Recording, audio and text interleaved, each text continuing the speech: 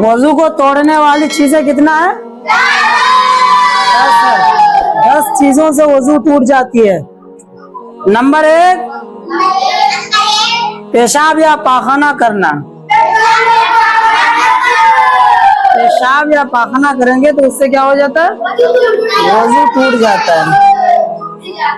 Number 2, पेशाब या पाखाना के रास्ते से किसी भी चीज का, पाखाना के रास्ते से हवा, जैसे हवा का री का निकलना, जैसे री खारिज होना, हवा का निकलना, इससे भी वजू टूट जाता है। नंबर 3, बदन के किसी हिस्से या किसी मकाम से खून या पीप का निकलकर बह जाना। खून या पीप का निकलकर सैलान पाना, बह जाना।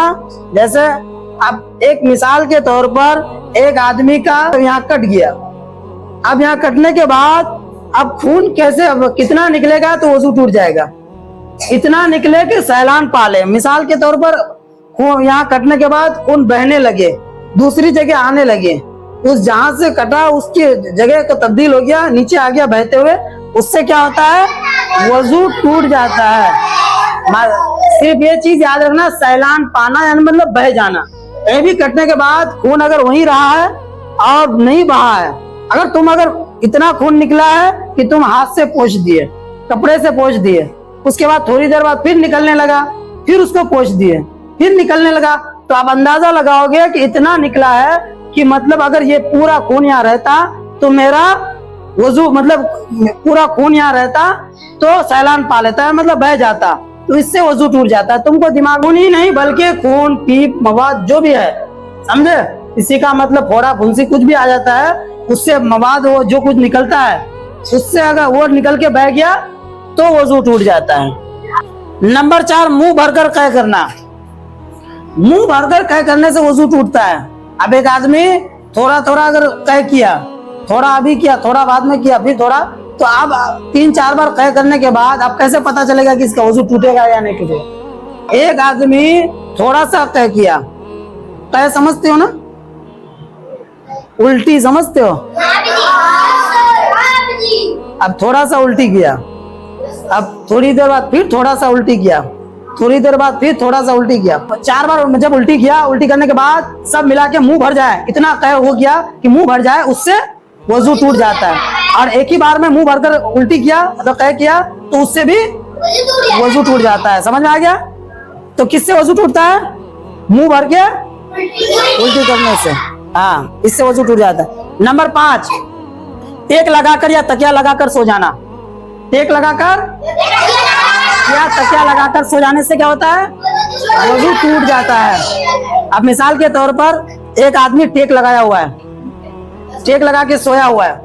अब सोने के बाद अब जिस चीज में टेक लगाया है उस चीज को अगर तुम खींच लोगे और वो शख्स वहीं पे अगर बैठा है तो बैठे ही रह गया, गिरा नहीं, तो उसका वजू नहीं टूटेगा।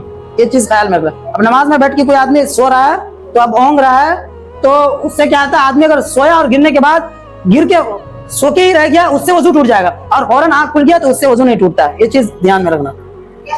समझ में आया? नहीं आया समझ में तो दोबारा पूछ लिया करो। नंबर 7, पागल हो जाना, मजनून हो जाना, दीवाना हो जाना, इनसे वजू टूट जाता है। नमाज की हालत में कहका लगाकर हंसना। तुम लोग हंसते हो ना, ये सब है, इधर देखो, खाल खींच लेंगे अभी। कई बच्चा तुम लोग आते हो नमाज पढ़ने के लिए, नमाज की हालत में बहुत कहका लगाकर हंसते हो, खिलखिला के हंसते हो, और जुमा पढ़ने भी जाते हो, कई बच्चा बहुत हंसते हो ना। जो हंसेगा नमाज की हालत में वजू टूट जाएगा, ये याद रखना। तो ये है वजू के नवाक़िज़ वजू, जिन चीजों से वजू टूट जाता है, उसका बयान है। तुम लोग अल्फिशा नजर आए, खड़ी हो जाओ।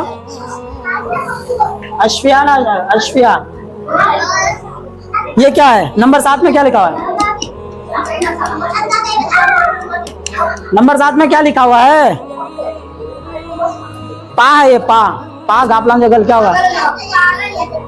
हाँ, तो इधर पागल मत हो, इधर आके गौर से सुनो। कल अभी पूछ रहे हैं, अभी पढ़ाया ना, तो कुछ समझ में आया?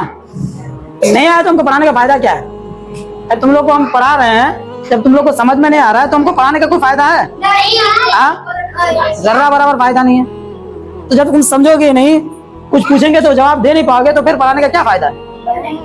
अब हम पढ़ा रहे हैं, देखो क्यों रे उधर उधर कौन सा कानून का खजाना ढूंढ रहे हो क्या?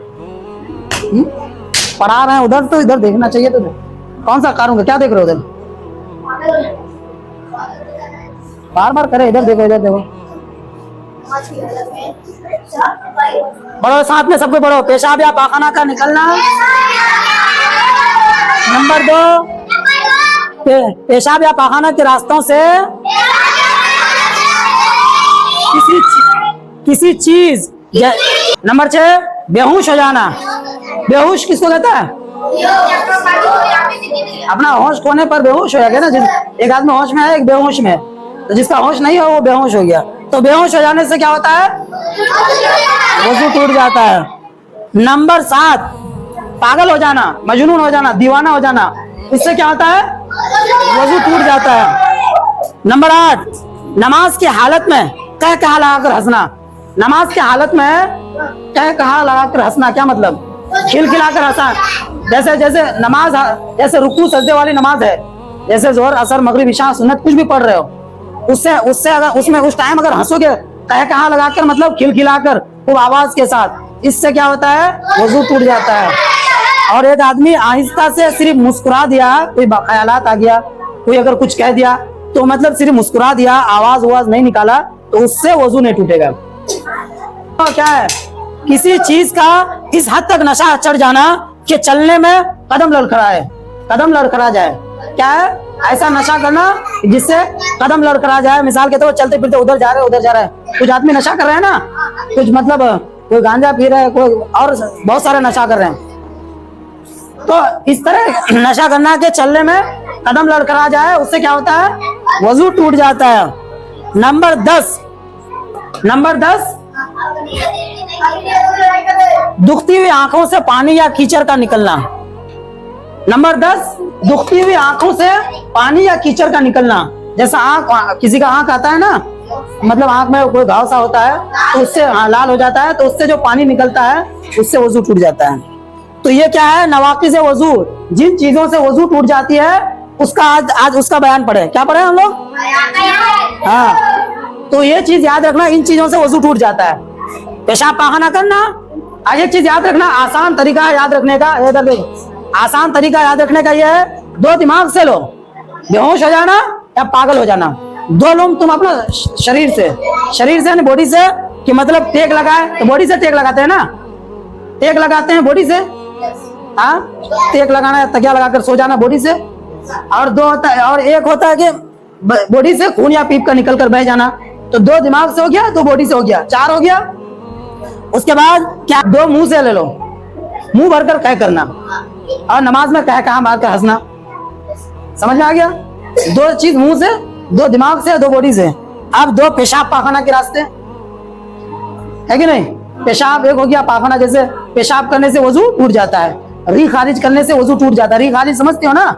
जैसे हवा का निकलना नहीं समझे क्या? हाँ, पीछे के रास्ते से हवा का निकलना, समझ में आया? जैसे आयाज हर वक्त करते रहता है,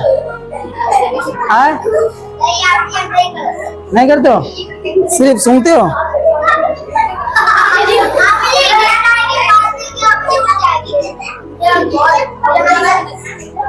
तो री खारिज किसको कहते हैं?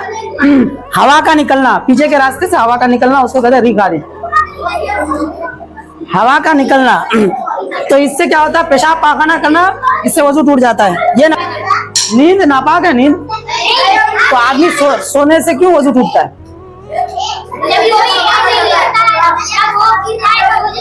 वजू, नींद नापाक नहीं है, मगर एक आदमी सो गया तो एक तो बेहोश हो गया, उसका तो कोई होश नहीं है कि हम सोए कहाँ है, वो अपना होश में नहीं रहता है। दूसरी चीज है कि उसका कब री खारिज है, अब हवा निकल जाए, उसको वो भी पता नहीं होता है।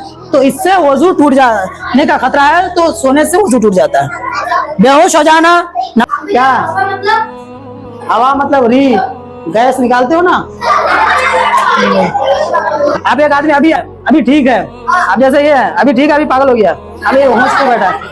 अब इसको पता नहीं है कि हम समझा रहे हैं या क्या कर रहे हैं, या ऐसा दीवाना हो गया। दीवाना हो क्या रे? हमारा अकल क्या भैंस चराने जाता है क्या? हमारा अंकल जो भैंस चराने जाता है क्या?